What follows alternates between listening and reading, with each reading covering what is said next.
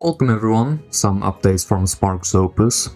I've gotten myself a second GPU, mainly for AV1 encoding, and if you know what that is, good for you. But if you don't, videos will remain with the same quality, but only for half the file size, which is good for me.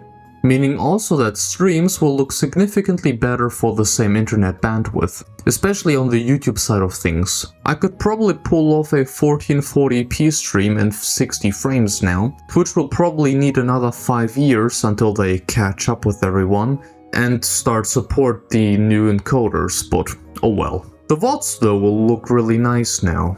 I was holding off for a while because I was considering the Intel B580, which is a really nice card, but also relatively big and would be placed right underneath my 3080. I was definitely worried about thermals and the 3080 when being under a big workload getting pretty hot, especially while the second GPU, which is right underneath it, would also be working. Things could become pretty spicy inside there. Maybe even a little bit too much. But then I learned that the Intel A series cards have practically almost as good of an encoder compared to the B series, so I quickly changed my mind. The card I bought is the Intel A380, which is the perfect card for my use case, and is also just a perfect second GPU for all content creator and streamer out there. It's a smaller and pretty efficient graphics card, and is also a beast for encoding or transcoding media. It has 2 of those MFX units for encoding videos. Even my 3080 has only 1 of them and can't even encode an AV1, just decode it. I'm not sponsored by the way, but I think it's pretty cool what Intel has been doing in the GPU space. I hope they continue to evolve these cards, so let's see what will happen in the future. But anyways, enough nerd talk. I finished Hollow Knight over the 1.5 weeks where I was recovering from the wisdom teeth removal. Continued Mario Luigi Brothership because as much as this game sucks, I put too many hours in it already to drop it now. I want to see the final boss fight. I will record it too. Should have done that with Hollow Knight too actually, but it is what it is. I finished and 100%ed the Olimar side story in Pikmin 4.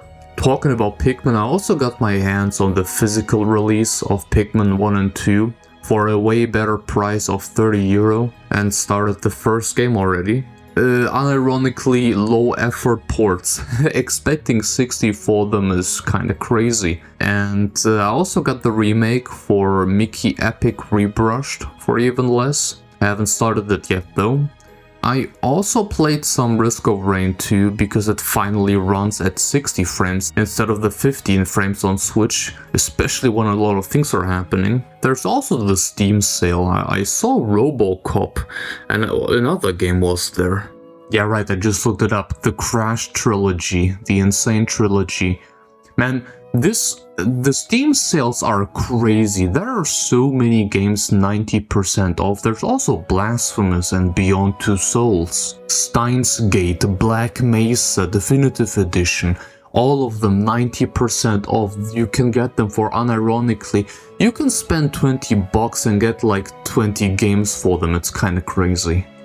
But moving on, I also played a little bit of Cadence of Hyrule because I stopped it back then when I was streaming it. But I'm not exactly a fan of games where I have to play in sync with the music at all times and even fight in sync. I don't know, it bothers me after a while. I should also continue Hi-Fi Rush. They're all quality games, but I don't know.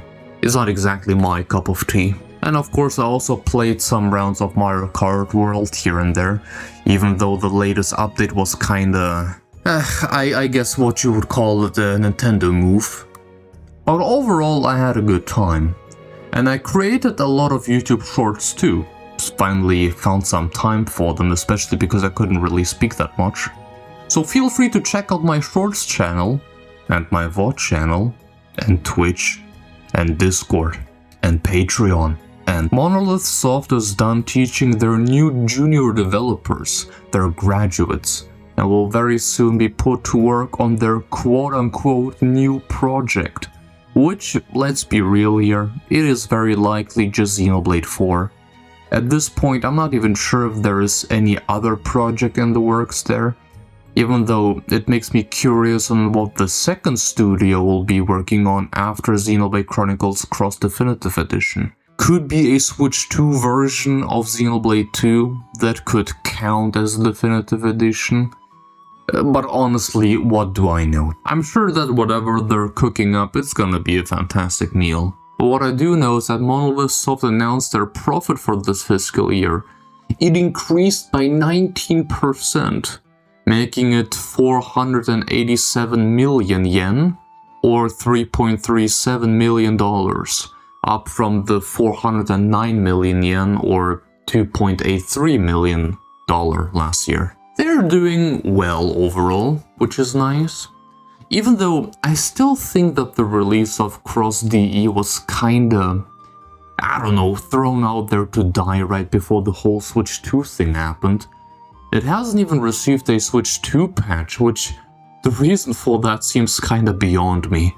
There's still no numbers of it selling even 1 million, so, you know, you would think that the appeal of this game would be far greater than any other game in this series, because open world and big mechs and... But man, I think this game has been done dirty twice, once with it being a late Wii U game, and now a very late Switch 1 game. A few weeks before the Switch 2 Direct 2, I don't know, it's kinda unfortunate.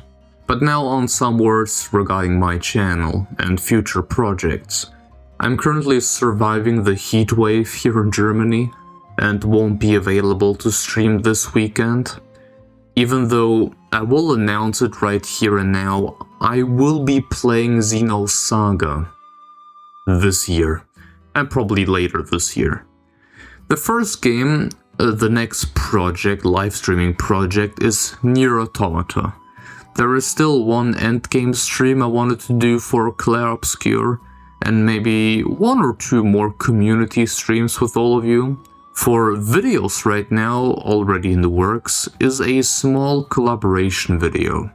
I made a teaser in one of my previous videos on Unreal Engine 5 that no one noticed, which is a bit unfortunate, but that is on hold now because my PC turns into a heater using UA5.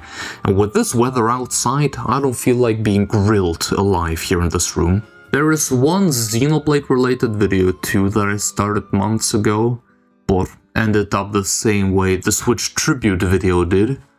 It's just a lot of work. It really is a lot of work, these videos. And honestly, I do want to do another tribute video on another series, but man, I always need to recover after creating one of them, and I'm also afraid of it dying in an instant, like the Elden Ring one, which still frustrates me, to be honest, so I'm not sure about that. But this would be 4 videos already. Other than that, I'm kinda starting to struggle a bit with ideas in recent times, or things to talk about. Everything surrounding Nintendo isn't feeling all too positive right now, and rightfully so, even though the hate is definitely way overblown. That's just how things are right now. There were some changes in the economy on our Discord, if that's even worth mentioning. Feel free to join in if you want to farm some Noppon gold coins. There's also a video coming in the future on our Colony Sparks Minecraft server, and maybe all the activities that we offer through Discord. I think that covers most of it. Alright, thank you all very much for watching. I'll continue to suffer at my working place in sauna level temperatures, and hope you'll all have a great day, folks. See you guys later.